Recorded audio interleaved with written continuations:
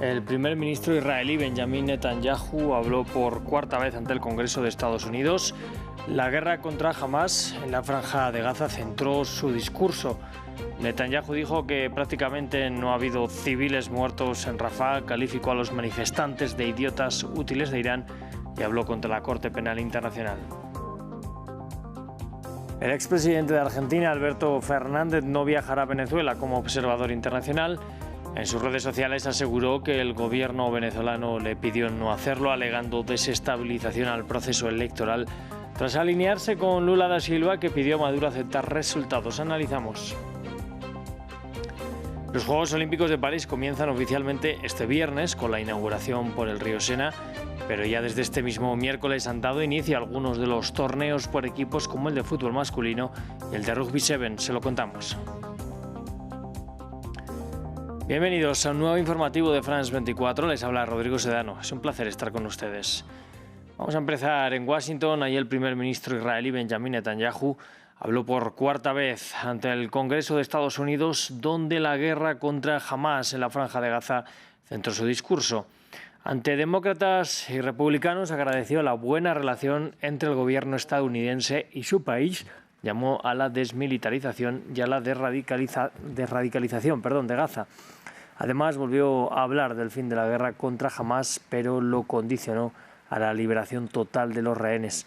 El primer ministro negó la muerte de civiles, pese a que se han confirmado más de 39.000 muertos en la ofensiva de Israel contra el enclave.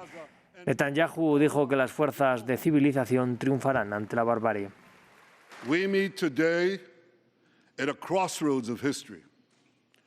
Nos encontramos hoy en un enclave de la historia. Nuestro mundo está en caos. En el Medio Oriente, el acceso de Irán al terror confronta a Estados Unidos y a Israel y a nuestros amigos árabes. Este no es un choque entre civilizaciones, es un choque entre la barbarie y la civilización. Barbarism and civilization.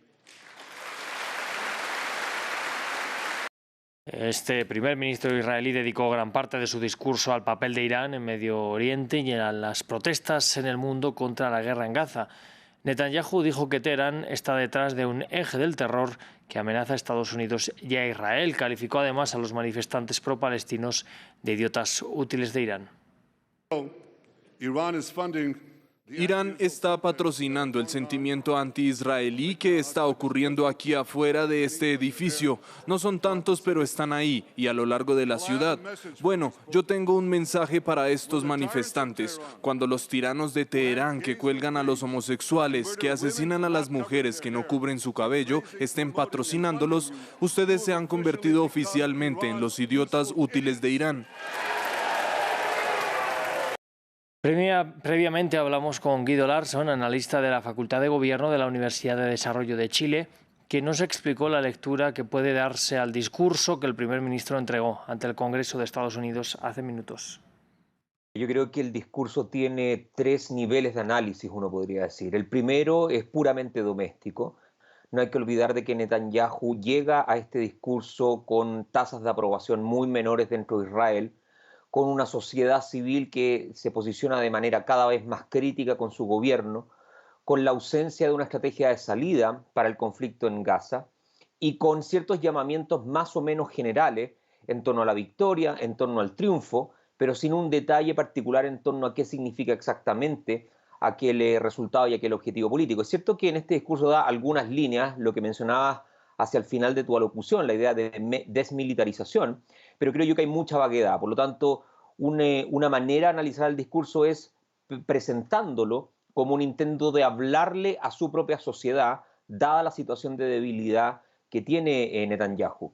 Un segundo nivel, diría yo, es algo que ha repetido el gobierno de Israel desde casi el inicio del conflicto en Gaza, entregarle toda una serie de sustento moral y normativo a, por un lado, el rol y la posición que tiene Israel en su visión o cosmovisión de mundo. Tú también lo decías, califica el conflicto común entre barbarie y civilización, por ende entre un pueblo, digamos, puro y aquel que es impuro, como una sociedad que desarrolla la democracia versus la autocracia, etcétera. Yo creo que eso es simplemente el intento de darle contorno moral para luego, entonces, justificar las acciones que ha realizado sobre Gaza y de las cuales entre paréntesis, Netanyahu no menciona, algo que es bastante particular, digamos, bastante insólito, considerando la serie de órdenes de arresto que tiene Netanyahu al ser responsable criminal por crímenes de guerra y crímenes contra la humanidad, como lo determina la Corte Penal Internacional. Y tal vez lo último es que creo yo que el tercer nivel de análisis es el intento bastante deliberado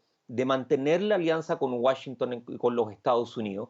Netanyahu fue explícito en requerir mayor grado de apoyo, tanto financiero como militar, observando al mismo tiempo de que el rol de Israel y la percepción de Israel por parte de la ciudadanía estadounidense ha comenzado a fragmentarse.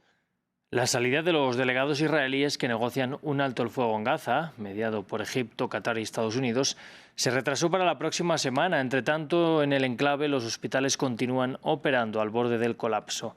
Mientras organizaciones denuncian trabas en el ingreso de ayuda humanitaria, lo que genera falta de medicinas, pacientes y sus familiares piden ayuda para que sean evacuados al exterior y así recibir tratamiento médico. Según Naciones Unidas, cerca de 14.000 gazatíes deben ser evacuados del enclave debido a sus enfermedades. Martín Gripo nos informa. Los hospitales de Gaza siguen al borde del colapso total, mientras la llegada de ayuda humanitaria sufre obstrucciones sistemáticas, según la ONG Consejo Noruego de Refugiados. Y en los hospitales, los pacientes piden ser evacuados al exterior para recibir tratamiento médico. Esta mujer suplica ayuda para su hijo que resultó herido. Pedimos a la Organización Mundial de la Salud que abra los pasos fronterizos. Pedimos a los países árabes y a toda persona con conciencia que nos vean con compasión y misericordia. Se niegan a vernos. Ya no podemos soportarlo más. Estamos agotados. Nos ven morir por los canales de televisión y nadie muestra piedad. Tengo 3 hijos que están enfermos, uno con cáncer, el otro paralítico. Mi esposo es anciano, ya no podemos andar por ahí. Estamos verdaderamente agotados.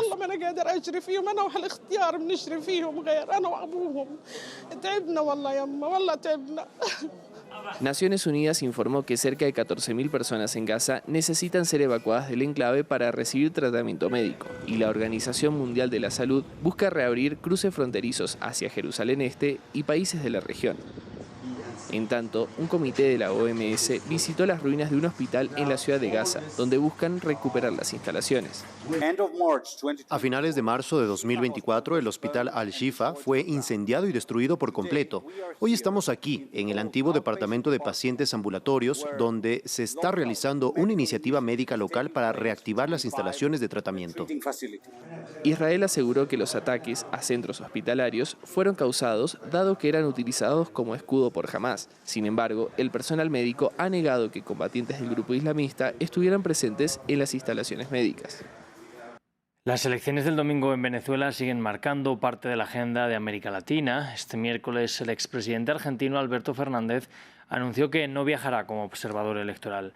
Esto después de que el gobierno venezolano le pidiera no hacerlo, según Fernández, porque consideran que unas palabras suyas en una radio generan dudas sobre su imparcialidad.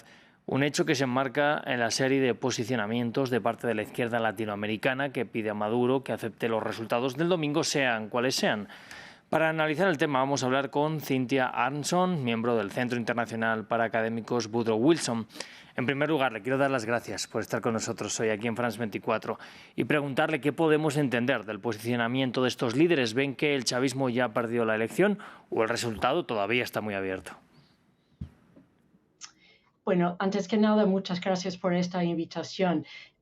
Yo creo que la prohibición a Alberto Fernández, como usted bien señala, un expresidente de la izquierda, es parte de una campaña que se ha desarrollado durante meses para poner cualquier tipo de obstáculo posible a la oposición, para hacer una campaña libre y para que la comunidad internacional sea capaz de verificar y observar lo que está pasando en el día de las elecciones. Entonces, después de descalificar a la Unión Europea y otras personas, es un paso adicional Hoy en día prohibieron unos medios adicionales de emitir en este periodo, así que es parte de una campaña, posiblemente preparando el robo de la elección,